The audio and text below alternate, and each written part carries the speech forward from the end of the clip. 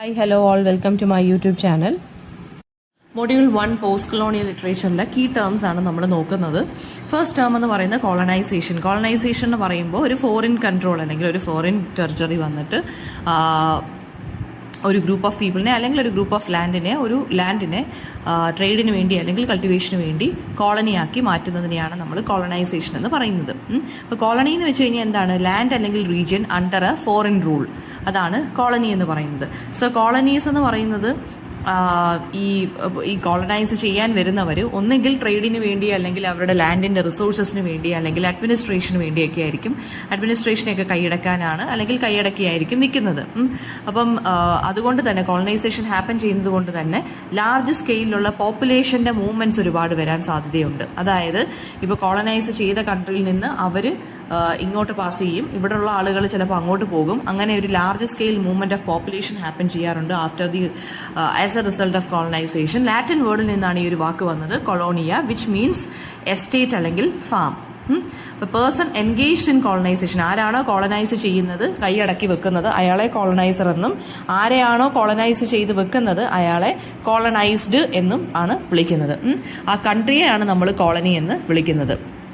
അപ്പോൾ physical force ഉപയോഗിച്ചും ഒക്കെ ഒരു കോളനൈസേഷൻ നമുക്ക് കോളനൈസേഷനൊക്കെ കോളനി ആക്കാൻ പറ്റും ഒരു കൺട്രിക്ക് മറ്റൊരു കൺട്രിയെ. ഓക്കെ, അത് വളരെ സ്ട്രോങ് ആയിട്ടും വിഗ്രസ് ആയിട്ടുള്ള രീതിയിൽ ആ കൺട്രിയുടെ റിസോഴ്സസിനെയും ലാൻഡിനെയും എല്ലാം സെറ്റിലേഴ്സിനെയും എല്ലാം പിടിച്ചടക്കി വെക്കാനായിട്ട് പറ്റും കോളനൈസേഷൻ എന്നുള്ളൊരു പ്രോസസ്സ് വഴി.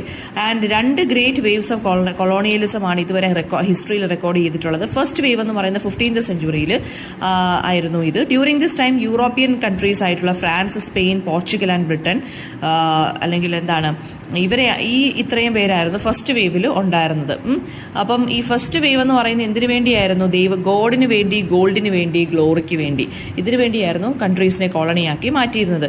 ഗോഡ് എന്ന് പറയുമ്പോൾ ക്രിസ്ത്യാനിറ്റി സ്പ്രെഡ് ചെയ്യാൻ വേണ്ടി, പിന്നെ ഗോൾഡ് എന്ന് പറയുമ്പോൾ എന്താണ്? ആ രാജ്യത്തിന്റെ റിസോഴ്സസ് അല്ലെങ്കിൽ കൺട്രിയെ എക്സ്പ്ലോയിറ്റ് ചെയ്യാൻ വേണ്ടി, പിന്നെ ഗ്ലോറിക്ക് വേണ്ടി, അതായത് യൂറോപ്യൻ നേഷൻസ് അങ്ങോട്ടും ഇങ്ങോട്ടും കോമ്പീറ്റ് ചെയ്യുമായിരുന്നു എത്രമാത്രം കോളനീസ് ഓരോരുത്തർക്കും ഉണ്ട് എന്ന് പറയാൻ വേണ്ടി. അതായത് അങ്ങനെ ഒരുപാട്, അതായത് അവർക്ക് തമ്മിലൊരു കോമ്പറ്റീഷൻ പോലെ ഉണ്ടായിരുന്നു.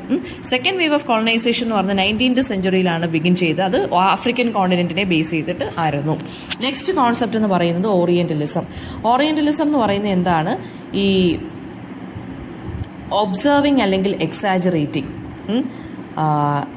അല്ലെങ്കിൽ distorting the differences of Arab people and culture. അതായത് അറബ് പീപ്പിൾ എന്ന് തന്നെ വേണമെന്നില്ല. ഓറിയന്റലിസം എന്ന് പറയുമ്പോൾ വെസ്റ്റ് ആയിരിക്കും സുപ്പീരിയർ എപ്പോഴും.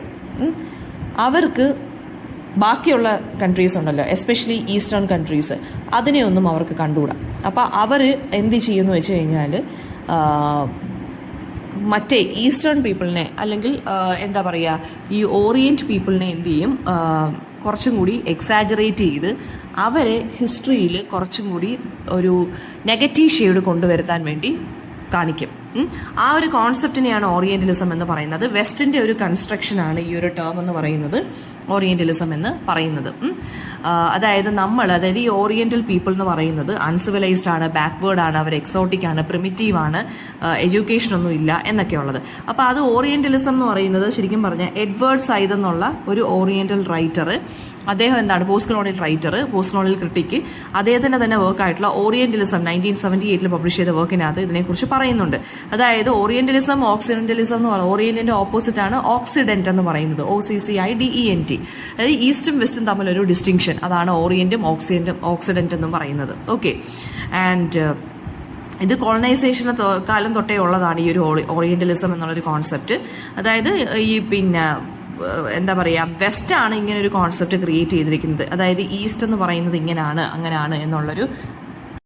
അപ്പോൾ ഈ വെസ്റ്റ് എങ്ങനെയാണ് ക്രിയേറ്റ് ചെയ്തത് ഈസ്റ്റിനെ കുറിച്ചുള്ള ഇമേജ്, അതാണ് ഓറിയന്റലിസം. അതായത് ഈസ്റ്റ് എന്ന് പറയുന്നത് ഇൻഫീരിയർ ആണ്, പ്രിമിറ്റീവ് ആണ്, അൺസിവിലൈസ്ഡ് ആയിട്ടുള്ള ആളുകളാണ്. അതൊക്കെയെന്ന് വെച്ച് കഴിഞ്ഞാൽ ഇവർക്ക്, അതായത് ഈ യൂറോപ്യൻ കൊളോണിയലിസം ഫ്ലറിഷ് ചെയ്യാൻ വേണ്ടി അവർ കൺസ്ട്രക്ട് ചെയ്ത ഒരു ഫേക്ക് ഇമേജ് ആണ്, ഫേക്ക് കോൺസെപ്റ്റ് ആണ് ശരിക്കും പറഞ്ഞാൽ ഓറിയന്റലിസം എന്ന് പറയുന്നത്. നമുക്ക് അവരുടെ പെയിന്റിങ്സിലും, യൂറോപ്യൻ ലിറ്ററേച്ചറിലും, യൂറോപ്യൻ എല്ലാത്തിനകത്തും നമുക്കിത് റിഫ്ലക്റ്റഡ് ആയിട്ട് കാണാൻ സാധിക്കുന്നുണ്ട്. അതായത് നമ്മുടെ കാര്യം വരുമ്പോൾ, അതായത് ഈ ഈസ്റ്റിന്റെ കാര്യം വരുമ്പോൾ നമ്മുടെ എന്ന് പറയുമ്പോൾ ഫുള്ളായിട്ട് ഇന്ത്യ എന്നല്ല, ഈസ്റ്റേൺ രാജ്യങ്ങളുടെ കാര്യം വരുമ്പോൾ കംപ്ലീറ്റ്ലി ഭയങ്കര നെഗറ്റീവായിട്ടുള്ള ഒരു ഇമേജിലാണ് ഇവർ പറയുന്നത്. ഇപ്പോൾ യൂറോപ്യൻ ആർട്ടിസ്റ്റ് ആണെന്നുണ്ടെങ്കിൽ തന്നെ അറബ് വേൾഡിനെ, അറബികളെ പറയുന്നത് എപ്പോഴും മിസ്റ്റീരിയസ് ആയിട്ടും ഈ ബെല്ലി ഡാൻസേഴ്സിന്റെ പ്ലേസ് ആയിട്ടും ഒക്കെയാണ് കൺസ്ട്രക്ട് ചെയ്യുന്നത്.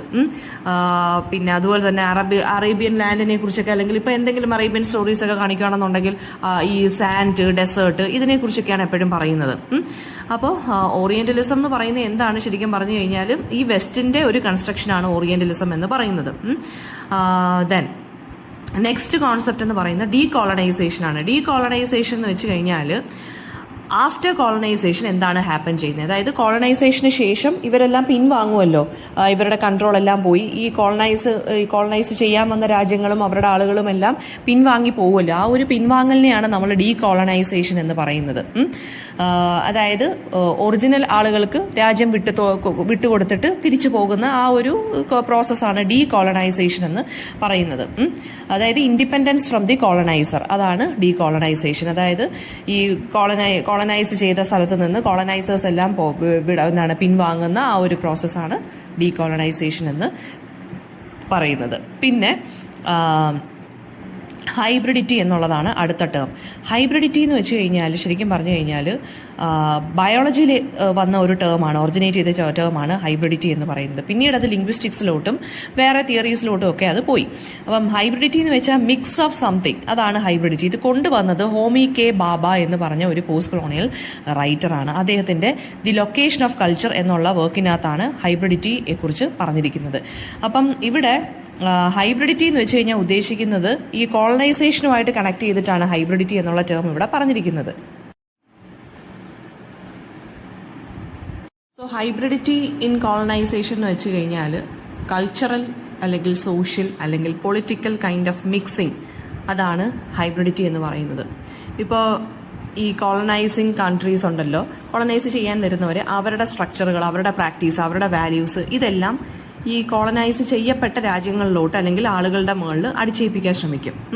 ഈ കോൺസെപ്റ്റ് എന്ന് പറയുന്ന പോസ്റ്റ് കൊളോണിയൽ സ്റ്റഡീസിൽ അല്ലെങ്കിൽ ഇങ്ങനെയുള്ള പോസ്റ്റ് കൊളോണിയൽ ലിറ്ററേച്ചറിലൊക്കെ വളരെ കോമൺ ആയിട്ട് അല്ലെങ്കിൽ പോപ്പുലറൈസ് ചെയ്തൊരു ടേമാണ്. അത് ഹോമി കെ ബാബയാണ് കൊണ്ടുവന്നതെന്ന് ഞാൻ നേരത്തെ പറഞ്ഞു. അപ്പോൾ ഹൈബ്രിഡ് ഐഡന്റിറ്റി എന്ന് വെച്ചാൽ മിക്സ് ഓഫ് എലിമെന്റ്സ്. ഇപ്പം ഇന്ത്യയിൽ തന്നെ ഇപ്പോൾ ശരിക്കും പറഞ്ഞാൽ ബ്രിട്ടീഷുകാർ വന്നപ്പോൾ ബ്രിട്ടീഷുകാരുടെ കൾച്ചർ കൂടി അതിനകത്ത് നമ്മൾ ഇമിറ്റേറ്റ് ചെയ്ത് ഇംബൈബ് ചെയ്തിട്ടുണ്ട് അല്ലേ. ഇപ്പം നമ്മൾ കംപ്ലീറ്റ്ലി നമ്മൾ അവരുടെ ലാംഗ്വേജ് ഫോളോ ചെയ്യുന്നുണ്ട്, അവരുടെ ലൈഫ് സ്റ്റൈൽസ് വെസ്റ്റ് എന്താണോ ഫോളോ ചെയ്യുന്നത്, അല്ലെങ്കിൽ ഇപ്പം ഈ ഗ്ലോബലൈസേഷൻ്റെ ഒക്കെ റിസൾട്ടോടുകൂടി അല്ലെങ്കിൽ ടെക്നോളജി ഒക്കെ വളർന്നതുകൊണ്ട് തന്നെ സോഷ്യൽ മീഡിയാസ് ഒക്കെ ഉള്ളത് കൊണ്ട് തന്നെ നമ്മളും ഇപ്പോൾ എന്താണ് അവരെ കംപ്ലീറ്റ്ലി ഇമിറ്റേറ്റ് ചെയ്യുവാണ്. അവർ വിട്ടിട്ട് പോയതിന് ശേഷവും അവരെ നമ്മൾ ഇമിറ്റേറ്റ് ചെയ്തുകൊണ്ടിരിക്കുവാണ്. അവരുടെ കൾച്ചറും നമ്മൾ അക്സെപ്റ്റ് ചെയ്യുന്നുണ്ട്. അപ്പം ഒരു കൈൻഡ് ഓഫ് കൾച്ചറൽ മിക്സിങ്, എല്ലാത്തിലും ഒരു മിക്സ് ആണ് നമ്മൾ കാണുന്നത്, ഒരു ഹൈബ്രിഡിറ്റി. അതാണ് ഹൈബ്രിഡിറ്റി എന്ന് വെച്ചാൽ ഒരു kind of mixed cultural mixing ഉണ്ട്. അവരുടെ പുതിയ ലാംഗ്വേജസ് ആണെങ്കിലും, അവരുടെ ലാംഗ്വേജ് ആണെങ്കിലും, റിലിജൻ ആണെന്നുണ്ടെങ്കിലും, കസ്റ്റംസ് ആണെന്നുണ്ടെങ്കിലും, കൾച്ചർ ആണെന്നുണ്ടെങ്കിലും എല്ലാം എന്താണ് കോളനൈസ്ഡ് ആയിട്ടുള്ള ആളുകളുടെ മുകളിലോട്ട് ഇമ്പോസ് ചെയ്യുന്നുണ്ട്. അപ്പോൾ ഒരു ഹൈബ്രിഡ് കൾച്ചർ വരുന്നുണ്ട്. അപ്പം അതാണ് ഇവിടെ ഉദ്ദേശിക്കുന്നത് ഹൈബ്രിഡിറ്റി എന്നുള്ളത് കൊണ്ട്. അതായത് മിക്സിംഗ് ഓഫ് എനിത്തിങ്, അതാണ് ഹൈബ്രിഡിറ്റി എന്നിവിടെ കൊണ്ട് ഉദ്ദേശിക്കുന്നത്. സിമ്പിൾസ്, പ്രാക്ടീസസ്, ആർട്ട് ആണെന്നുണ്ടെങ്കിലും എല്ലാത്തിലും ഒരു കൈൻഡ് ഓഫ് മിക്സ് വരുന്നത്. പിന്നെ അടുത്ത ഒരു പ്രോസസ്സ് എന്ന് പറയുന്നത് അപ്രോപ്രിയേഷൻ എന്നുള്ളൊരു ടേമാണ്. അപ്രോപ്രിയേഷൻ എന്ന് പറയുമ്പോൾ എന്താണ്, കോളനൈസേഴ്സ് ഈ കോളനൈസ്ഡ് പീപ്പിളിന്റെ culture, land, resources, symbols, art, knowledge ഇതിനെല്ലാം കൂടി സ്ട്രിപ്പ് ചെയ്ത് കളഞ്ഞിട്ട് അതിന്റെ ഒറിജിനൽ മീനിങ്ങും കോണ്ടെക്സ്റ്റും എല്ലാം എടുത്തങ്ങ് കളയും. എന്നിട്ട് അവരുടെ കോൺസെപ്റ്റിന്റെ രൂപത്തിലാക്കി ഷേപ്പ് ചെയ്ത് മോൾഡ് ചെയ്തങ്ങ് കൊടുക്കും. അതായത് നമ്മുടേതായിട്ടുള്ള തനതായിട്ടുള്ള കൾച്ചർ ആണെങ്കിലും ലോക്കൽ കസ്റ്റംസ് ആണെന്നുണ്ടെങ്കിലും അതിനെയെല്ലാം റീപ്ലേസ് ചെയ്തിട്ട് അതിനെയെല്ലാം സ്ട്രിപ്പ് ചെയ്ത് കളഞ്ഞിട്ട്, അതായത് അതിനെയൊക്കെ ഒരു ഡീകൺസ്ട്രക്ട് ചെയ്തിട്ട് ഇവരുടേതായിട്ടുള്ള ഒറിജിനൽ മീനിങ്ങും കോണ്ടെക്സ്റ്റും എല്ലാം എടുത്ത് കളഞ്ഞിട്ട് ഇവരുടെ കുറച്ച് എലിമെന്റ്സ് അതിനകത്ത് അങ്ങ് ആഡ് ചെയ്യും. അതാണ് അപ്രോപ്രിയേഷൻ എന്ന് പറയുന്നത്. അത് ഈ കൊളോണിയൽ പവർ ഡൈനാമിക്സിന്റെ ഒരു ഭാഗമാണ്. അവരുടെ പവർ ഇമ്പോസ് ചെയ്യുന്ന ഒരു കൈൻഡ് ഓഫ് രീതിയാണ് ഇവരുടെ എന്ന് പറയുന്നത്. അതിൽ കൾച്ചറൽ അപ്രോപ്രിയേഷൻ ഉണ്ട്, ലാൻഡ് അപ്രോപ്രിയേഷൻ ഉണ്ട്, നോളജ് അപ്രോപ്രിയേഷൻ ഉണ്ട്. അതായത് അറിവിന്റെ രൂപത്തിലാണെന്നുണ്ടെങ്കിലും പിന്നെ ലാൻഡിന്റെ രൂപത്തിലാണെന്നുണ്ടെങ്കിലും അതുപോലെ തന്നെ എന്താണ് കൾച്ചറിൻ്റെ രൂപത്തിലാണെന്നുണ്ടെങ്കിൽ നമ്മുടെ ഒറിജിനാലിറ്റി എല്ലാം എടുത്തു കളഞ്ഞിട്ട് ഇൻഡിജിനിയസ് ആയിട്ടുള്ള കാര്യങ്ങളെല്ലാം എടുത്തു കളഞ്ഞിട്ട് അവരുടേതായിട്ടുള്ള കാര്യങ്ങൾ നമ്മുടെ മുകളിൽ ഇമ്പോസ് ചെയ്യുന്നു. ഇനി മിമിക്രി എന്നുള്ള ടേമാണ്. ഇപ്പോൾ പോസ്റ്റ് കൊളോണിയൽ ലിറ്ററേച്ചറിൽ മിമിക്രി എന്ന് വെച്ച് കഴിഞ്ഞാൽ എന്താണ്? ഈ കോളനൈസ്ഡ് ആയിട്ടുള്ള ആളുകൾ, ഇപ്പോൾ നമ്മൾ ചെയ്യുന്ന മിമിക്രിയാണ്. അതായത് അവർ വന്നു, അവരുടെ ലാംഗ്വേജ് അവർ പോയി, പക്ഷേ അവരുടെ ലാംഗ്വേജ്, അവരുടെ കൾച്ചർ, അതിനോടൊക്കെ നമുക്കൊരു വല്ലാത്തൊരു ആരാധനയാണ് ശരിക്കും പറഞ്ഞു കഴിഞ്ഞാൽ. ഒരു കൈൻഡ് ഓഫ് ഒബ്സഷൻ ഉണ്ട് നമുക്ക്. നമ്മളെ അടക്കി ഭരിച്ചിട്ട് പോയവരുടെ പോയി അവർ, പക്ഷെ അവരുടെ ലൈഫ് സ്റ്റൈലും അവരുടെ കൾച്ചറാണെന്നുണ്ടെങ്കിലും അതിനോട് നമുക്ക് വല്ലാത്തൊരു കൈൻഡ് ഓഫ് എന്താണ് അഫിനിറ്റി ഉണ്ട്. അതാണ് മിമിക്രി. ആ ഒരു കൈൻഡ് ഓഫ് ഇമിറ്റേഷനെയാണ് മിമിക്രി എന്ന് പറയുന്നത്. ലാംഗ്വേജിനെ, കൾച്ചറിനെ, ബിഹേവിയറിനെയൊക്കെ നമ്മൾ കോളനൈസ് ചെയ്തവരുടെ ലാംഗ്വേജ്, കൾച്ചറൽ ബിഹേവിയറിനെ ഇമിറ്റേറ്റ് ചെയ്യുന്നു അല്ലെങ്കിൽ അഡോപ്റ്റ് ചെയ്യുന്നു. അതാണ് ശരിക്കും പറഞ്ഞു കഴിഞ്ഞാൽ ഈ മിമിക്രി എന്നുള്ള ടേം കൊണ്ട് ഉദ്ദേശിക്കുന്നത്. അതും ഹോമി ബാബ തന്നെ പോപ്പുലറൈസ് ചെയ്ത ഒരു ടേമാണ്. അപ്പം മിമിക്രി എന്ന് വെച്ചാൽ ഒരു കൈൻഡ് ഓഫ് ഡബിൾ എഡ്ജ്ഡ് ടൂളാണ്. ഒരു തരത്തിൽ നോക്കിക്കഴിഞ്ഞാൽ കോളനൈസേഴ്സ് ഇത് എൻകറേജ് ചെയ്യും, അല്ലേ? നമ്മളെ സിവിലൈസ് ചെയ്യാൻ വേണ്ടിയാണ് ഇവിടെ ക്രിസ്ത്യാനിറ്റി അല്ലെങ്കിൽ ഇതുപോലത്തുള്ള ഇംഗ്ലീഷ് എഡ്യൂക്കേഷൻ കൊണ്ടുവന്നതെന്നാണ് അവർ പറയുന്നത്. ഓൺ ദി അതർ ഹാൻഡ് ഈ ഇമിറ്റേഷൻ എന്ന് പറയുന്നത് എന്താണ്? അത് പെർഫെക്റ്റ് അല്ല ശരിക്കും പറഞ്ഞു കഴിഞ്ഞാൽ, അല്ലേ? അത് ശരിക്കും പറഞ്ഞാൽ അവരുടേതായിട്ടുള്ളൊരു ഹിപ്പോക്രസി ആണെന്നാണ് പറയുന്നത്. പിന്നെ നെക്സ്റ്റ് ടേം എന്ന് പറയുന്നത് എന്താണ്? ട്രാൻസ്നാഷണലിസം. ട്രാൻസ്നാഷണലിസം എന്ന് പറയുന്നത്, ട്രാൻസ്നാഷണലിസം ഒരു മൂവ്മെൻ്റ് ആണ്. അതായത് movement of people, ideas, cultures and goods across national borders. അതാണ് ട്രാൻസ്നാഷണലിസം എന്ന് പറയുന്നത്. അപ്പം അതായത് ഒരു കൺട്രി അല്ലെങ്കിൽ ഒരു സ്റ്റേറ്റ് എന്ന് പറയുന്നത് ഫിക്സ്ഡ് ആണ്, അതിനൊരു സിംഗിൾ ഐഡന്റിറ്റിയേ ഉള്ളൂ എന്നൊക്കെ ആ ഒരു ഐഡിയയെ അല്ലെങ്കിൽ കോൺസെപ്റ്റിനെ ചലഞ്ച് ചെയ്യുന്ന ഒരു കാര്യമാണ് ട്രാൻസ്നാഷണലിസം എന്ന് പറയുന്നത്. അതായത് ഇൻഡിവിജ്വൽസ് അല്ലെങ്കിൽ ഗ്രൂപ്പ്സ് എന്ന് പറയുന്നത് മൾട്ടിപ്പിൾ നേഷൻസിൽ ബിലോങ് ചെയ്യാം, മൾട്ടിപ്പിൾ സ്പേസസ് ആണ് അവർക്കുള്ളത്, സൈമിൾട്ടേനിയസ് ആയിട്ടുണ്ട്. അതായത് ഇപ്പോൾ ഒരു ഇന്ത്യ എന്നുള്ള രാജ്യം തന്നെ അല്ലെങ്കിൽ നമ്മുടെ കേരള എന്നുള്ള സ്റ്റേറ്റ് തന്നെ എടുക്കുകയാണെന്നുണ്ടെങ്കിൽ നമ്മുടെ മാത്രം കൾച്ചറാണ് ഇവിടെ ഉള്ളതെന്ന് നമുക്ക് പറയാൻ പറ്റത്തില്ല, അല്ലേ? ഇവിടെ ഉള്ള ആളുകൾ നമ്മുടെ മാത്രം കൾച്ചറാണ് ഫോളോ ചെയ്യുന്നതെന്ന് നമുക്ക് പറയാൻ പറ്റത്തില്ല. അതായത് അങ്ങോട്ടും ഇങ്ങോട്ടൊക്കെ ഉള്ള ഇന്റർ കണക്റ്റഡ്നെസ് ഉണ്ട്. ആ ഇന്റർ കണക്റ്റഡ്നെസ്സിനെയാണ് നമ്മൾ ട്രാൻസ്നാഷണലിസം എന്ന് പറയുന്നത്. ഒരു മൾട്ടിപ്പിൾ സ്പേസ് ഒക്കർ ചെയ്യുന്നുണ്ട്. അപ്പോൾ ലിറ്ററേച്ചറിലാണെന്നുണ്ടെങ്കിലും ട്രാൻസ്നാഷണലിസം ഫോക്കസ് ചെയ്യുന്നത് ഈ മൈഗ്രേഷൻ, ഈ കൾച്ചറുകൾ തമ്മിലുള്ള ബ്ലെൻഡിങ്, ഇതിനെയൊക്കെയാണ് ഫോക്കസ് ചെയ്യുന്നത്. അപ്പോൾ പോസ്റ്റ് കൊളോണിയൽ ലിറ്ററേച്ചറിനെ സംബന്ധിച്ചിടത്തോളം ട്രാൻസ്നാഷണലിസം എന്ന് പറഞ്ഞാൽ പോസ്റ്റ് കൊളോണിയൽ ലിറ്ററേച്ചർ എമർജ് ചെയ്തത് തന്നെ എങ്ങനെയാണ്? ആ ഒരു ഇന്റർസെക്ട് ചെയ്യുന്നുണ്ട്. ട്രാൻസ്നാഷണലിസവും പോസ്റ്റ് കൊളോണിയലിസവും ലിറ്ററേച്ചറിൽ തന്നെ ഇന്റർസെക്ട് ചെയ്യുന്നുണ്ട്. അതായത് പോസ്റ്റ് കൊളോണിയൽ റൈറ്റേഴ്സ് ഡീൽ ചെയ്യുന്നതെന്ന് വെച്ച് കഴിഞ്ഞാൽ മൈഗ്രേഷൻ, ഡയസ്പോറ അല്ലെങ്കിൽ ഈ കൊളോണിയലിസത്തിന്റെ പ്രശ്നങ്ങൾ, ഇതിനെക്കുറിച്ചൊക്കെയാണ് സംസാരിക്കുന്നത്, അല്ലേ? ബോർഡറുകൾ താണ്ടിയുള്ള ലിറ്ററേച്ചർ എന്ന് പറയുമ്പോൾ എന്താണ്? അത് ക്രോസ് ചെയ്യും, ബോർഡേഴ്സ് എല്ലാം ക്രോസ് ചെയ്ത് ബൗണ്ടറീസ് എല്ലാം ക്രോസ് ചെയ്യുന്ന ഒരു സംഭവമാണ് ലിറ്ററേച്ചർ എന്ന് പറയുന്നത്. അപ്പോൾ പോസ്റ്റ് കൊളോണിയൽ റൈറ്റിങ്ങും ട്രാൻസ്നാഷണലിസവും തമ്മിൽ നല്ല രീതിയിലൊരു കണക്ഷൻ ഉണ്ട്. അതായത് കൊളോണിയൽ ഹിസ്റ്ററീസ് എങ്ങനെയാണ് ഷേപ്പ് ചെയ്യുന്നത്, ആളുകളുടെ ഐഡന്റിറ്റീസ്, രാജ്യങ്ങളുടെ ഐഡന്റിറ്റീസ്, ഇൻഡിവിജ്വൽസും കൾച്ചേഴ്സും അങ്ങോട്ടും ഇങ്ങോട്ടും എങ്ങനെയാണ് ബിലോങ് ചെയ്യുന്നത്, എങ്ങനെയാണ് കണക്റ്റഡ് ആവുന്നത്. അപ്പം വേറൊരു രാജ്യത്ത് നടക്കുന്ന സംഭവത്തിനെ കുറിച്ച് നമുക്ക് ഇവിടെ ഇരുന്നുകൊണ്ട് വേണമെന്നുണ്ടെങ്കിൽ ഒരു കവിതയോ കഥയോ നോവലോ ഒക്കെ എഴുതാം, അല്ലേ? അപ്പോൾ അതാണ് ട്രാൻസ്നാഷണലിസം എന്ന് പറയുന്നത്. അപ്പം ഒരുപാട് പോസ്റ്റ് കൊളോണിയൽ ടെക്സ്റ്റ് ഈ ഒരു എക്സ്പീരിയൻസ്, ആളുകൾ മൈഗ്രേറ്റ് ചെയ്ത് പോകുന്ന ആളുകളെ കുറിച്ചുള്ള എക്സ്പീരിയൻസസ് എഴുതുന്നുണ്ട്. ഈ ബ്രിട്ടൻ, ഇപ്പം ഇന്ത്യ പോലെയുള്ള കോളനൈസ്ഡ് ആയിട്ടുള്ള രാജ്യങ്ങളെ കുറിച്ച് എഴുതുന്നുണ്ട്, അല്ലേ? അപ്പം അതെന്ന് പറയുമ്പോൾ നമ്മൾ ഇന്ത്യക്കാർ മാത്രമാണോ എഴുതുന്നത്? ഇല്ല, ബാക്കിയുള്ളവരും എഴുതുന്നുണ്ട്. അപ്പം ഐഡന്റിറ്റി, ലാംഗ്വേജ് അല്ലെങ്കിൽ കൾച്ചർ, ഇതെല്ലാം ബോർഡേഴ്സ് എല്ലാം ക്രോസ് ചെയ്യുവാണ്. അപ്പോൾ അങ്ങനെ ഉണ്ടാകുന്ന ഒരു ടേമാണ് ഈ എന്തെന്ന് പറയുന്നത് നമ്മുടെ ട്രാൻസ്നാഷണലിസം എന്ന് പറയുന്നത്. അപ്പോൾ ട്രാൻസ്നാഷണലിസത്തിന് എക്സാമ്പിൾ എന്ന് പറയുന്നത് നമുക്ക് സൽമാൻ റുഷ്ദിയുടെ വർക്ക്സ് ഒക്കെ എടുക്കാം. മിഡ് നൈറ്റ് ചിൽഡ്രനും സെയ്റ്റാനിക് വേഴ്സസ് ഒക്കെ എടുക്കാം.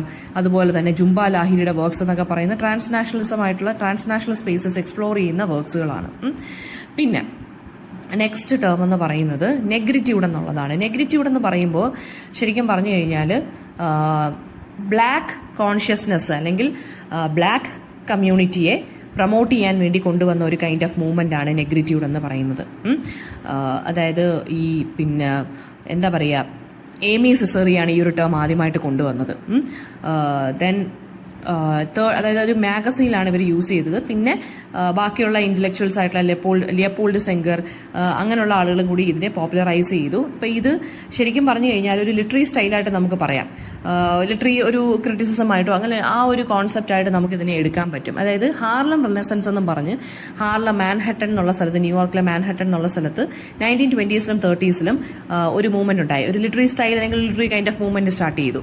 അതെന്ന് വെച്ച് കഴിഞ്ഞാൽ ഈ ബ്ലാക്ക് കോൺഷ്യസ്നെസ്, അതായത് ഈ ബ്ലാക്ക് പീപ്പിളിനെ അല്ലെങ്കിൽ ഈ ആഫ്രിക്കൻ അമേരിക്കൻ പീപ്പിളിനെയൊക്കെ ഒന്ന് പ്രൊമോട്ട് ചെയ്യാൻ വേണ്ടി കൊണ്ടുവന്നതാണ്. അപ്പം ഇതും അങ്ങനെ തന്നെയാണ് നെഗ്രിറ്റ്യൂഡ് എന്ന് പറയുന്നത്. ഈ നെഗ്രിറ്റ്യൂഡിന്റെ ഫിലോസഫി കൊണ്ട് ഇൻഫ്ലുവൻസ്ഡ് ആയിട്ട് വന്ന ഒരു മൂവ്മെന്റ് ആണ് ഹാർലം റിനസൻസ് എന്ന് പറയുന്നത്. അപ്പൊ എന്താണെന്ന് വെച്ച് കഴിഞ്ഞാൽ നമ്മുടെ ഈ തിയറി ഓഫ് ഏലിനേഷൻ വരുന്നുണ്ട്, എങ്ങനെയാണ് റേഷ്യൽ ഡിസ്ക്രിമിനേഷൻ ഹാപ്പൻ ചെയ്യുന്നത്, കളർ ആൻഡ് ക്ലാസ് എങ്ങനെ ഡിസ്ക്രിമിനേഷൻ വരുന്നുണ്ട്, ആഫ്രിക്കൻ സിവിലൈസേഷന്റെ ആ ഒരു സുപ്രീം വാല്യൂവിനെ കാണിക്കാനാണ് ശരിക്കും പറഞ്ഞ നെഗ്രിറ്റ്യൂഡ് എന്നുള്ള ഈ ഒരു മൂവ്മെന്റ് കൊണ്ടുവന്നിരിക്കുന്നത്. പിന്നെ അദറിങ് എന്നുള്ളൊരു പ്രോസസ്സിനെ കുറിച്ച് അടുത്ത ടേമാണ്. അദറിങ് എന്ന് പറയുമ്പോൾ എന്താണ്, ഈ കോളനൈസ്ഡ് ആയിട്ടുള്ള രാജ്യങ്ങളെ എങ്ങനെയാണ് കോളനൈസേഴ്സ് വേർതിരിച്ച്, അതായത് ഡിസ്ക്രിമിനേറ്റ് ചെയ്ത് മാർജിനലൈസ് ചെയ്ത് അതറിനെ പോലെ കാണുന്നത്. അതറിങ് എന്ന് വെച്ച് കഴിഞ്ഞാൽ ശരിക്കും പറഞ്ഞാൽ നേറ്റീവ് പീപ്പിളിനെ ഒപ്രസ് ചെയ്യുന്ന അല്ലെങ്കിൽ എക്സ്പ്ലോയിറ്റ് ചെയ്യുന്ന എങ്ങനെയാണ്, അവരെ മാറ്റി നിർത്തുന്ന അല്ലെങ്കിൽ പാർശ്വവൽക്കരിക്കപ്പെടുന്നവരെയാണ് നമ്മൾ അതറിങ് എന്നുള്ള കോൺസെപ്റ്റ് കൊണ്ട് ഉദ്ദേശിക്കുന്നത്. ടേം കോയിൻ ചെയ്ത് ഗായത്രി സ്പിവക്കാണ്. ഈ കോളനൈസേഴ്സ് യൂസ് ചെയ്തിട്ടുള്ള ഒരു കൈൻഡ് ഓഫ് കോൺസെപ്റ്റാണ് ഈ അതറിങ് എന്ന് പറയുന്നത്. ഈ ഈസ്റ്റ് എന്ന് പറയുന്നത് ഞാൻ പറഞ്ഞില്ല നേരത്തെ, ഓറിയന്റൽ എന്നും പറഞ്ഞത് ആ ഈസ്റ്റ് എന്നുള്ള ആളുകളെ എങ്ങനെയാണ് പ്രിമിറ്റീവാണ്, അവർ പിന്നെ സൂപ്പർസ്റ്റീഷ്യസ് ആണ്, അവരെല്ലാം അൺസിവിലൈസ്ഡ് ആണെന്ന് പറഞ്ഞ് മാറ്റി നിർത്തപ്പെടുമായിരുന്നു. അപ്പം ആ ഒരു പ്രോസസ്സിനെയാണ് നമ്മൾ അതറിങ് എന്ന് പറയുന്നത്. അവരെല്ലാം അതേഴ്സ് ആണ് എന്ന് പറയുന്ന ഒരു കോൺസെപ്റ്റ്. അതിനെ നമുക്ക് 2 കാറ്റഗറി ആയിട്ട് ഡിവൈഡ് ചെയ്യാം. ഫസ്റ്റ് വൺ എന്ന് പറയുന്നത് സ്കിന്നിനെ, കളറിനെ, റിലീജിയനെ, ജെൻഡറിനെ അല്ലെങ്കിൽ സെക്ഷൽ ഓറിയന്റേഷൻ വെച്ചിട്ട് ആളുകളെ മാറ്റി നിർത്തുന്നു. സെക്കൻഡ് വൺ എന്ന് പറയുന്നത് ഈ കാറ്റഗറീസ് യൂസ് ചെയ്തിട്ട് ഇവരുടെ മൈൻഡ് ഒരു ഇൻഫീരിയറിറ്റി കോംപ്ലക്സ് ഉണ്ടാക്കി ഇവരെ ഒരു പവർലെസ് ഗ്രൂപ്പായിട്ട് മാറ്റി ടാർഗറ്റ് ചെയ്ത് അറ്റാക്ക് ചെയ്തുകൊണ്ടിരിക്കുന്നു. ഇവരെ ഇൻഫീരിയർ ആയിട്ട് കണ്ടിട്ട് മെമ്പേഴ്സിനെ എല്ലാം എന്ത് ചെയ്യും, സെപ്പറേറ്റ് ആക്കി ഈ ഗ്രൂപ്പിനെ തന്നെ അങ്ങ് തകർക്കാൻ നോക്കും. ഓക്കെ, ഈ മെന്റാലിറ്റി, അതായത് ഒരു കൈൻഡ് ഓഫ് ഏലിനേഷൻ ആണ് ഇതെന്ന് പറയുന്നത്. അതറിങ് എന്ന് പറയുന്ന ഒരു കൈൻഡ് ഓഫ് ഏലിനേഷൻ ആണ്. ഇൻഫീരിയർ ആയിട്ടും അൺവേർത്തി ആയിട്ടും, അതായത് for example like coloured people in south Africa, അവരെ ഈ അപ്പാർത്തൈഡിന്റെ സമയത്ത് ആളുകൾ നല്ല രീതിയിൽ ഉപദ്രവിക്കുമായിരുന്നു, അല്ലെ, കളറിന്റെ ബേസിസിലൊക്കെ. അപ്പൊ അവർ ഇൻഫീരിയർ ആണ്, അൺവേർത്തി ആണ്, അവരെ ഒപ്രസ് ചെയ്യണം, ഡിസ്ക്രിമിനേറ്റ് ചെയ്യണം, സെഗ്രിഗേറ്റ് ഒക്കെ ചെയ്യുമായിരുന്നു. എഡ്യൂക്കേഷന്റെ കാര്യത്തിലും ഹെൽത്ത് കെയറിന്റെ കാര്യത്തിലും ബേസിക് ആയിട്ടുള്ള കാര്യത്തിൽ പോലും ഇവരെല്ലാം സെഗ്രിഗേറ്റ് ചെയ്ത് മാറ്റി നിർത്തുമായിരുന്നു. അപ്പൊ അതൊക്കെ എന്ന് വെച്ചാൽ അതറിങ് എന്നുള്ള പ്രോസസ്സിനകത്ത് വരുന്നതാണ്. തേർഡ് വേൾഡ് എന്ന് പറയുന്നത് എന്താണ് അടുത്ത കോൺസെപ്റ്റ്? തേർഡ് വേൾഡ് എന്ന് പറയുന്നത്, തേർഡ് വേൾഡ് കൺട്രീസ് എന്ന് പറയുമ്പോൾ എന്താണ്, വൺസ് ഈ നമ്മുടെ എന്താ പറയാ, തേർഡ് വേൾഡ് കൺട്രീസ് എന്ന് പറയുമ്പോൾ ഈ പുവർ അല്ലെങ്കിൽ ഡെവലപ്പിംഗ് കൺട്രീസിനെയാണ് തേർഡ് വേൾഡ് കൺട്രീസ് എന്ന് പറയുന്നത്. 1930s ഈ ഒരു ടേം യൂസ് ചെയ്തത്. അതായത് ഈ ഫസ്റ്റ് അല്ലെങ്കിൽ സെക്കൻഡ് വേൾഡ് വാറിന്റെ സമയത്ത് ഇല്ലാതിരുന്ന കൺട്രീസിനെയാണ് നമ്മൾ തേർഡ് വേൾഡ് കൺട്രീസ് എന്ന് പറഞ്ഞിരുന്നത്. അവർ പാർട്ടിസിപ്പേറ്റ് ചെയ്യാത്ത കൺട്രീസ് ഉണ്ടല്ലോ, അവരെയാണ് തേർഡ് വേൾഡ് കൺട്രീസ് എന്ന് പറഞ്ഞുകൊണ്ടിരിക്കുന്നത്. ഫസ്റ്റ് വേൾഡ് കൺട്രി എന്ന് പറയുമ്പോൾ United States, Canada, Japan and south Korea, western European Nations വരും. സെക്കൻഡ് വേൾഡ് കൺട്രീസ് എന്ന് പറയുമ്പോൾ Soviet union, China, north Korea, Cuba, Vietnam. Okay, അപ്പോൾ ഈ ഫസ്റ്റ് ഗ്രൂപ്പിലും സെക്കൻഡ് ഗ്രൂപ്പിലും പെടാത്ത കുറേ ആളുകളാണ് നമ്മൾ ഈ തേർഡ് ഗ്രൂപ്പ് എന്ന് പറയുന്നത്. അതായത് ഈ ഫസ്റ്റ് ആൻഡ് സെക്കൻഡ് വേൾഡ് വാറിൽ പങ്കെടുക്കാത്ത ആളുകൾ, മാറി നിന്ന ആളുകൾ. അത് 1930s ഈ ഒരു ടേം ഒക്കെ കോയിൻഡായി വന്നത്, ഫസ്റ്റ് യൂസ് ചെയ്ത്. അപ്പോൾ അവർ പിന്നെ വിളിക്കാനുള്ള കാര്യം എന്ന് വെച്ചാൽ അവർ ഡെവലപ്മെന്റിന്റെ കാര്യത്തിൽ അവർ തേർഡ് സ്റ്റേജിലാണ്, അല്ലെങ്കിൽ അവർ ഡെവലപ്പ് ചെയ്തുകൊണ്ടിരിക്കുകയാണ്. അപ്പം ഇതാണ്, അല്ലെങ്കിൽ എക്കണോമിക്കലി ഡിസഡ്വാൻറ്റേജ്ഡ് ആയിട്ടുള്ള കൺട്രീസിനെയാണ് തേർഡ് വേൾഡ് കൺട്രീസ് എന്ന് വിളിക്കുന്നത്. പിന്നെ സോവിയറ്റ് യൂണിയന്റെ ഡിസിന്റഗ്രേഷന് ശേഷം എന്താണ് തേർഡ് വേൾഡ് എന്നുള്ള ടേം യൂസ് ചെയ്യുന്നത് ഇപ്പോൾ കുറവാണ്. അപ്പം ഇൻസ്റ്റഡ് അതിന് പകരം ഡെവലപ്പിംഗ് കൺട്രി എന്നാണ് നമ്മൾ വിളിക്കുന്നത്. ഓക്കെ, ദെൻ നെക്സ്റ്റ് അബോർജിനാലിറ്റി എന്നുള്ളതാണ്. അബോർജിനൽ എന്നുള്ള ടേം എന്ന് പറയുന്നത് വൈറ്റ് സെറ്റിലേഴ്സ് ആണ്. ഓസ്ട്രേലിയയിലുള്ള വൈറ്റ് സെറ്റിലേഴ്സ് ആണ് ആദ്യമായിട്ട് യൂസ് ചെയ്ത് അല്ലെങ്കിൽ കോയിൻ ചെയ്ത് 1830s സമയത്ത്. അബോർജിനൽ ഓസ്ട്രേലിയൻ ഐഡന്റിറ്റി എന്ന് വെച്ചാൽ ഓസ്ട്രേലിയയിലുള്ള ആദിവാസികൾ, അതായത് നേറ്റീവ് ആയിട്ടുള്ള ഇൻഹാബിറ്റൻസ്, അവരെയാണ് അബോർജിനൽസ് എന്ന് വിളിക്കുന്നത് കേട്ടോ. അതായത് ആൻസസ്റ്റേഴ്സ്, ഓസ്ട്രേലിയയിൽ ഉണ്ടായിരുന്ന ആൻസസ്റ്റേഴ്സ്, അതായത് ബ്രിട്ടീഷുകാർ കൈയടക്കുന്നതിന് മുമ്പേ ഓസ്ട്രേലിയയിൽ ഉണ്ടായിരുന്ന ആൻസസ്റ്റേഴ്സിനെയാണ് അബോർജിനൽസ് എന്ന് വിളിക്കുന്നത്. അപ്പം നമ്മൾ റെഡ് ഇന്ത്യൻസ് എന്നൊക്കെ പറയില്ലേ, അപ്പം അമേരിക്കയിലൊക്കെ ഉള്ള റെഡ് ഇന്ത്യൻസ് എന്ന് പറയത്തില്ല, എന്ന് വെച്ചാൽ അവിടെ ഉള്ള നേറ്റീവ് ആയിട്ടുള്ള ഇൻഹാബിറ്റൻസ്, അതാണ് അബോർജിനൽസ് എന്ന് വിളിക്കുന്നത്. ഓസ്ട്രേലിയയിൽ പല ടൈപ്സ് ഓഫ് അബോർജിനൽ ഗ്രൂപ്പ്സ് ഉണ്ട്. അതായത് ഫോർ എക്സാമ്പിൾ ലൈക്ക് പിന്നെ ഓരോ ഡിഫറെന്റ് ക്രൈറ്റീരിയ അനുസരിച്ചാണ് ഇവർക്ക് ഓരോ പേരുകളും അവരെ ഇൻഡിജിനിയസ് ആണോ അബോർജിനൽ ആണോ എന്നൊക്കെ ഇങ്ങനെ ചെയ്യുന്നത്, കാറ്റഗറൈസ് ചെയ്യുന്നത്. ഫോർ എക്സാമ്പിൾ ലൈക്ക് നൂൻഗർ എന്ന് പറഞ്ഞ ഒരു കൈൻഡ് ഓഫ് അബോർജിനൽ ഗ്രൂപ്പ് ഉണ്ട്, യോൺ ന്യൂ എന്ന് പറഞ്ഞൊരെണ്ണമുണ്ട്, കൗർണ എന്ന് പറഞ്ഞൊരു ഗ്രൂപ്പ് ഉണ്ട്. അപ്പോൾ ഡിഫറെന്റ് ഫാക്ടേഴ്സ് ആണുള്ളത് ശരിക്കും പറഞ്ഞാൽ അബോർജിനൽ പീപ്പിളിനെ അവരൊക്കെ എങ്ങനെ അങ്ങോട്ടും ഇങ്ങോട്ടും ഐഡന്റിഫൈ ചെയ്യാൻ പറ്റും എന്നൊക്കെ ഉള്ളത്. പക്ഷെ അവർക്ക് അവരുടെ കൾച്ചറിലും അവരുടെ ഹിസ്റ്ററിയിലും എല്ലാം നല്ല പ്രൈഡാണ്, അവർ നല്ല പ്രൗഡാണ് ഉള്ളത്, അവരത് പ്രൊട്ടക്ട് ചെയ്ത് നിൽക്കത്തുള്ളൂ. സോ ദെൻ നെക്സ്റ്റ് ടേം എന്ന് എന്ന് പറയുന്നത് മൾട്ടി കൾച്ചറലിസം ആണ്. മൾട്ടി കൾച്ചറലിസം എന്ന് വെച്ച് കഴിഞ്ഞാൽ ഒരു അംബ്രല ടേം ആണ്. അത് ഈ പൊളിറ്റിക്സിലും സോഷ്യോളജിയിലും ഒക്കെ യൂസ് ചെയ്യുന്ന ഒരു ടേമാണ് മൾട്ടി കൾച്ചറലിസം. അതായത് പ്ലൂറലിസം, അതാണ് മൾട്ടി കൾച്ചറലിസം. ഇന്ത്യ എന്ന് പറയുന്ന ഒരു മൾട്ടി കൾച്ചറൽ കൺട്രിയാണ് എന്ന് നമുക്ക് വേണമെന്നുണ്ടെങ്കിൽ പറയാം. അതായത് ഒരുപാട് കമ്മ്യൂണിറ്റീസ് ഉണ്ട്, ഒരുപാട് കൾച്ചർ നമ്മൾ ഫോളോ ചെയ്യുന്നുണ്ട് അല്ലേ, നമ്മളൊരു മിക്സ് ആണ്. അപ്പോൾ മൾട്ടി കൾച്ചറലിസം എന്ന് പറയുന്നത് അത് തന്നെയാണ്. അതായത് ഒരു കൈൻഡ് ഓഫ് മിക്സ് ആണ്. അതായത് മൾട്ടിറ്റ്യൂഡ്സ് ഓഫ് കൾച്ചർ അല്ലെങ്കിൽ പ്ലൂറാലിറ്റി ഓഫ് കൾച്ചർ ഫോളോ ചെയ്യുന്നതാണ് മൾട്ടി കൾച്ചറലിസം എന്ന് പറയുന്നത്. ആൻഡ് മൾട്ടി കൾച്ചറൽ ഐഡിയോളജീസ് കാരണമാണ് ഇപ്പോൾ ശരിക്കും പറഞ്ഞു കഴിഞ്ഞാൽ ഈ ഡിസഡ്വാൻറ്റേജ്ഡ് ആയിട്ടുള്ള ഗ്രൂപ്പ്സ് ആയിട്ടുള്ള LGBT, അവർ ഈ അതുപോലെ തന്നെ ആഫ്രിക്കൻ അമേരിക്കൻസ്, പിന്നെ ഈ ethnic minorities, religious minorities, indigenous ആയിട്ടുള്ള ആളുകൾ, അതായത് ആദിവാസികൾ, മൈനോറിറ്റി നേഷൻസ് അല്ലെങ്കിൽ ഡിസേബിൾഡ് പീപ്പിൾ ഒക്കെ ഉണ്ടല്ലോ. അപ്പം അങ്ങനെയുള്ള ആളുകളൊക്കെ ഈ ഇച്ചിരി ഒന്ന് എക്സ്പാൻഡ് ചെയ്ത് അല്ലെങ്കിൽ അവരെ കുറച്ചും കൂടി ഒന്ന് ഫ്രണ്ടിലോട്ട് വന്നത് ഇവർ ഈ മൾട്ടി കൾച്ചറലിസം എന്നുള്ളൊരു കോൺസെപ്റ്റ് ഉള്ളത് കൊണ്ടാണ്. ഓക്കെ, ദെൻ നെക്സ്റ്റ് ടേം എന്ന് പറയുന്നത് ഡയസ്പോറ. ഡയസ്പോറ എന്ന് പറയുന്നത് ഇപ്പം ഗ്രീക്ക് വേർഡ് ആയിട്ടുള്ള ഡയസ്പൈറോ എന്നുള്ള വേർഡിൽ നിന്നാണ് വന്നത്. ഡയസ്പോറ എന്ന് വെച്ചാൽ സ്കാറ്റർ അല്ലെങ്കിൽ സ്പ്രെഡ് അബൌട്ട്. ഓക്കെ, അത് ഹീബ്രു ബൈബിളിലും അതിന്റെ ഒരു വേർഡൊക്കെ ഇങ്ങനെ യൂസ് ചെയ്തിട്ടുണ്ട്. And first recorded usage of the word 1876 diaspora എന്നുള്ള വേർഡ് യൂസ് ചെയ്തത്. അപ്പോൾ 5 ടൈപ്സ് ഓഫ് ഡയസ്പോറാസ് ഉണ്ട്. അപ്പം ഡയസ്പോറ എന്ന് വെച്ച് കഴിഞ്ഞാൽ A population that is spread across region. അതായത് ഇപ്പം ഇന്ത്യയിലുള്ള ആളുകൾ കുറച്ച് പേര് മൈഗ്രേറ്റ് ചെയ്ത് വേറെ സ്ഥലത്തോട്ട് പോയി. അപ്പോൾ അവരെ നമുക്ക് ഡയസ്പോറിക് പീപ്പിൾ എന്ന് പറയാം. ഓക്കെ, ആ ഒരു പോപ്പുലേഷനെ നമുക്ക് ഡയസ്പോറിക് പോപ്പുലേഷൻ എന്ന് പറയാം. അപ്പം പല ടൈപ്സ് ഓഫ് ഡയസ്പോറാസ് ഉണ്ട്. 5 ടൈപ്സ് ഓഫ് ഡയസ്പോറാസ് ഉണ്ട്. വിക്ടിം ഡയസ്പോറാസ് ഒരെണ്ണം. അതെന്ന് പറയുന്നത് ഈ ഫോഴ്സ് ചെയ്ത് എക്സൈൽ ആക്കപ്പെടുമല്ലോ, അതായത് ജൂയിഷ് കാറ്റഗറി, ആഫ്രിക്കൻ പീപ്പിളൊക്കെ ഉണ്ടല്ലോ, അവരെയൊക്കെ നമ്മൾ ഫോഴ്സ് ചെയ്ത് കുറേ രാജ്യക്കാർ ഇങ്ങനെ വെളിയിലാക്കുന്നുണ്ടല്ലോ, കൺട്രീസിൽ നിന്ന് പുറത്താക്കുന്നുണ്ട്. അതാണ് വിക്ടിം ഡയസ്പോറ എന്ന് പറയുന്നത്.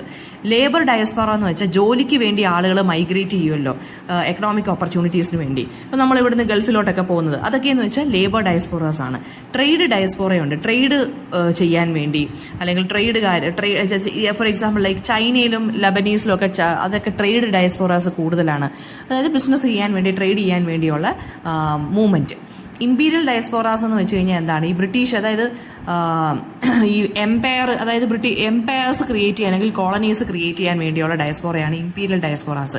എക്സാമ്പിൾ ബ്രിട്ടീഷുകാരുടെ ആ ഒരു കൊളോണിയൽ റൂൾ ഉണ്ടല്ലോ, അതൊക്കെയെന്ന് വെച്ചാൽ ഇമ്പീരിയൽ ഡയസ്പോറാസ് ആണ്. പിന്നെ കൾച്ചറൽ ഡയസ്പോറ. കൾച്ചറൽ ഡയസ്പോറ എന്ന് വെച്ച് കഴിഞ്ഞാൽ അതായത് ഒരു കൈൻഡ് ഓഫ് മൂവ്മെന്റ്, കൾച്ചറിൽ ഉണ്ടാകുന്ന ആ ഒരു കൈൻഡ് ഓഫ് മൂവ്മെന്റ്, വേറൊരു കൾച്ചറിൽ നിന്ന് മറ്റൊരു കൾച്ചറിലോട്ട് പോകുന്നു. അതാണ് കൾച്ചറൽ ഡയസ്പോറ എന്ന് പറയുന്നത്. അപ്പോൾ ഇത്രയാണ് ഇതിനകത്ത് വരുന്ന 5 ടൈപ്സ് ഓഫ് ഡയസ്പോറാസ് എന്ന് പറയുന്നത്. അപ്പം ടേംസും ഇങ്ങനെ ഈ ഫസ്റ്റ് മൊഡ്യൂളിൽ വരുന്ന ഇത്രയും ടേംസ് ആണ്. അപ്പോൾ ക്വസ്റ്റ്യൻസ് വരുന്നതെന്ന് വെച്ചാൽ ഇതെല്ലാം ഡിഫൈൻ ചെയ്യാൻ ചോദിക്കാം. 2 മാർക്ക് ക്വസ്റ്റൻ ആയിട്ട് ചോദിക്കാം, 1 മാർക്ക് ക്വസ്റ്റൻ ആയിട്ടൊക്കെ ചോദിക്കാം. ഇത് വേണമെന്നുണ്ടെങ്കിൽ 4 മാർക്ക് ക്വസ്റ്റൻ ആയിട്ടും ഒക്കെ വരാം ഇത്, ഈ ഓരോ കോൺസെപ്റ്റുകളും. അപ്പോൾ എല്ലാം കണക്റ്റഡ് ആക്കി എഴുതുന്നതായിരിക്കും കുറച്ചും കൂടി നല്ലതെന്ന് പറയുന്നത്. എന്തെങ്കിലും ഡൗട്ട് ഉണ്ടെന്നുണ്ടെങ്കിൽ ചോദിക്കാൻ മടിക്കരുത് കമൻറ്റ് ബോക്സിനകത്ത്. Thank you. എന്തെങ്കിലും ഡൗട്ട് ഉണ്ടെങ്കിൽ കമൻറ്റ് ബോക്സിൽ ചോദിക്കുക. Thank U.